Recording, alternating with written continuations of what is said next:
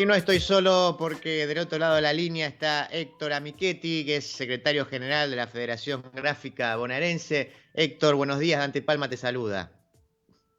Buen día, Dante, ¿cómo estás vos?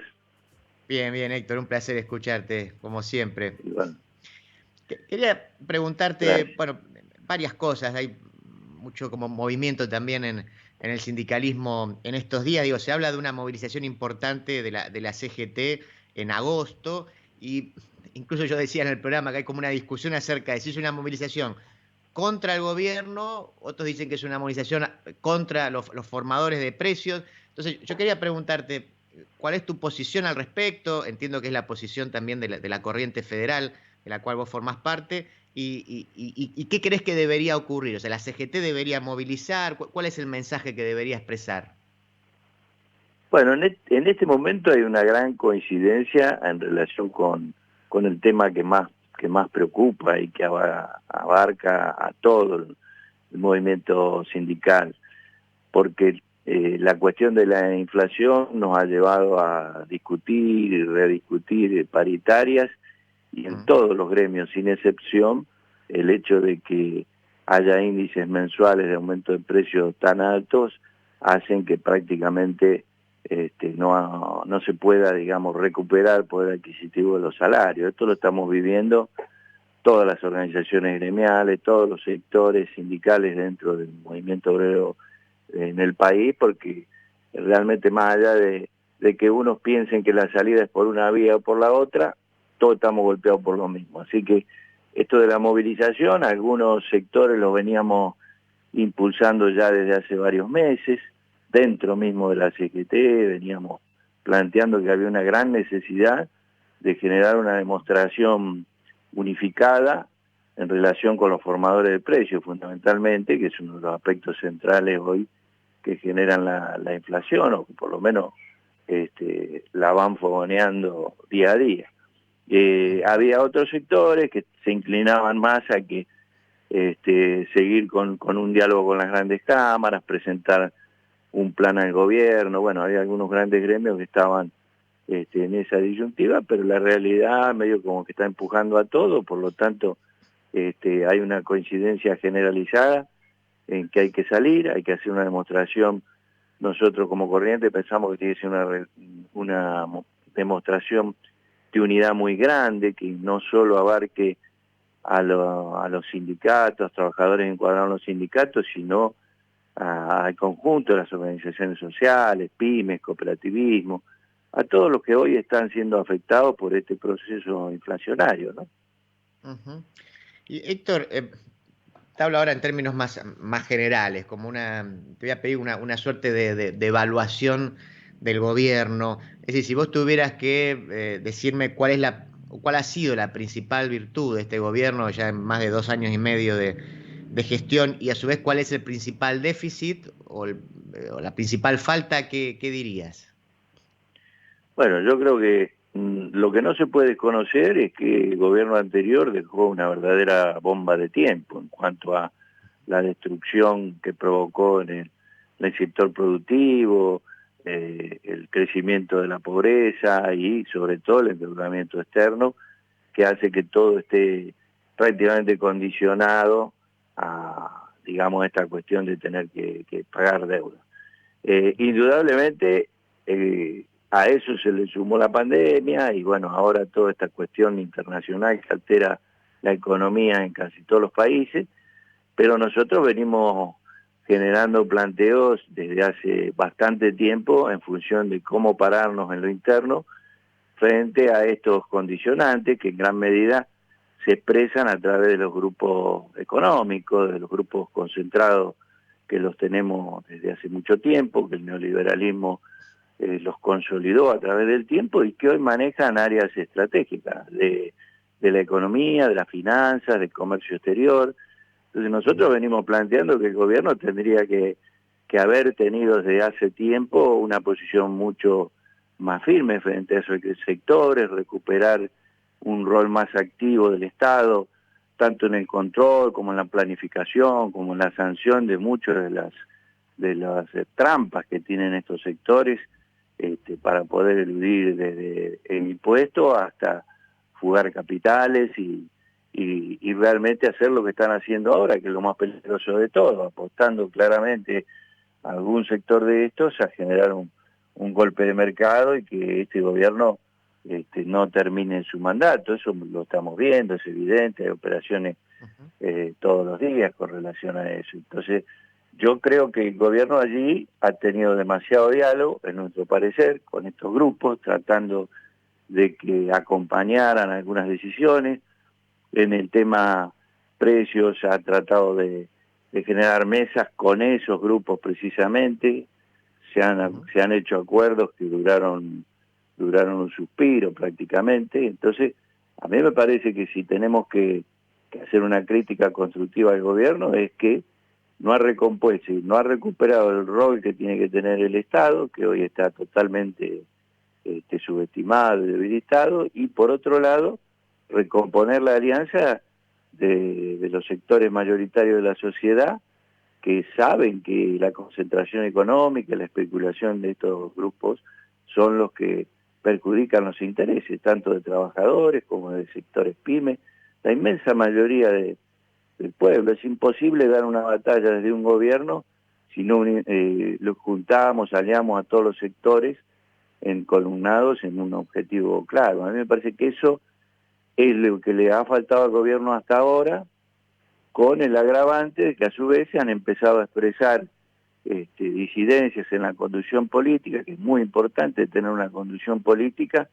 marcando con claridad cuál es el rumbo, cuáles son las definiciones en cada coyuntura. Creo que en este momento se está empezando a reordenar esa conducción política, pero bueno, en un momento muy delicado, donde hay que tener mucha firmeza, mucha claridad en el mensaje, ¿no?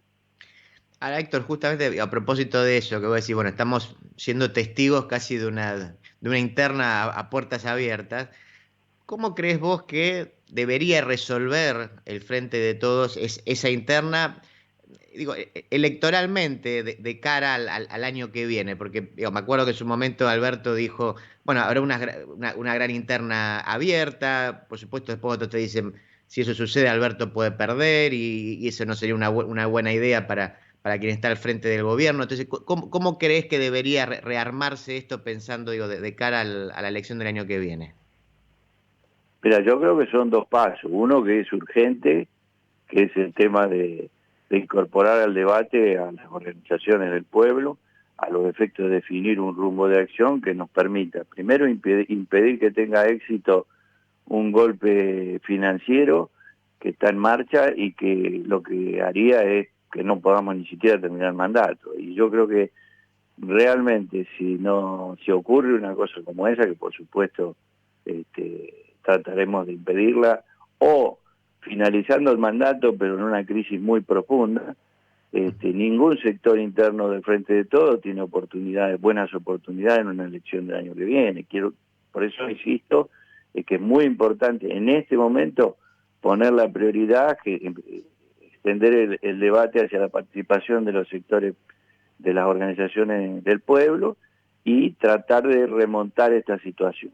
Y en función estrictamente de lo político, de allí en más, yo creo que hay que tener una calidad democrática en el sector político que permita que pues se puedan expresar las distintas líneas internas del Frente de Todos, dentro de una institucionalidad que le falta al Frente, y que allí podamos lograr elegir los mejores candidatos, los que nosotros entendemos que pueden llegar a tener capacidad, la mejor capacidad como para poder encarar una segunda etapa que vendría a partir de ganar las elecciones el año que viene.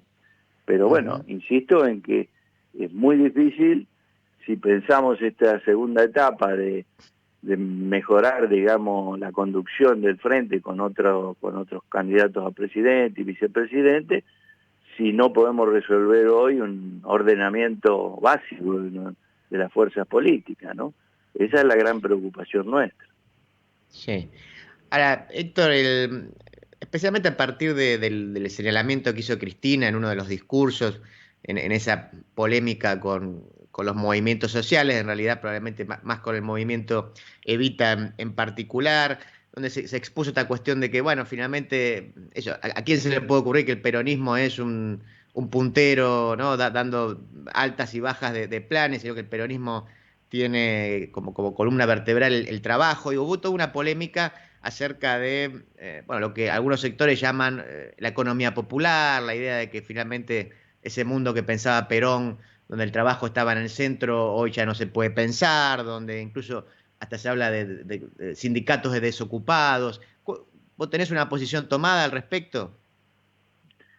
Mira, yo coincido con Cristina en el sentido de que hay que mirar una perspectiva de Argentina con un desarrollo económico y social pleno, que es lo que precisamente el neoliberalismo, a partir del golpe de Estado del 76, y después los condicionamientos que tuvo, digamos, en el periodo democrático a partir del 83, nos han impedido desplegar. Es decir, hoy prácticamente el control de todos los sectores de la economía como para precisamente generar ese desarrollo está en manos que no representan a las mayorías nacionales. Ahora, nosotros tenemos un país con recursos naturales, con riquezas fenomenales. Entonces resignarnos a decir, bueno, acá no tenemos más perspectiva de recomponer el trabajo como era tradicionalmente. Bueno, por supuesto que hay características distintas, pero nosotros vemos otros países mucho más chicos y que se han podido desarrollar. Entonces, si nosotros nos resignamos que Argentina tiene que tener una economía general y otra economía popular y lo demás, por supuesto que yo no estoy de acuerdo con eso. Yo creo que hay que recuperar una sola economía, que tenemos mucha perspectiva porque realmente tenemos los recursos necesarios para recuperar un nivel industrial importante, que si bien la tecnología impacta fuertemente en lo que es las fuentes de trabajo, los puestos de trabajo, y si nosotros pensamos una Argentina en desarrollo federal, con la cuestión del arraigo, de que en cada provincia tenemos una producción muy importante, distinta de una zona, de una región a otra, y eso podemos acompañarlo con agregado industrial. Si tenemos una política de inserción en el mundo que nos permita a nosotros pensar en una Argentina que exporte, pero que exporte productos manufacturados,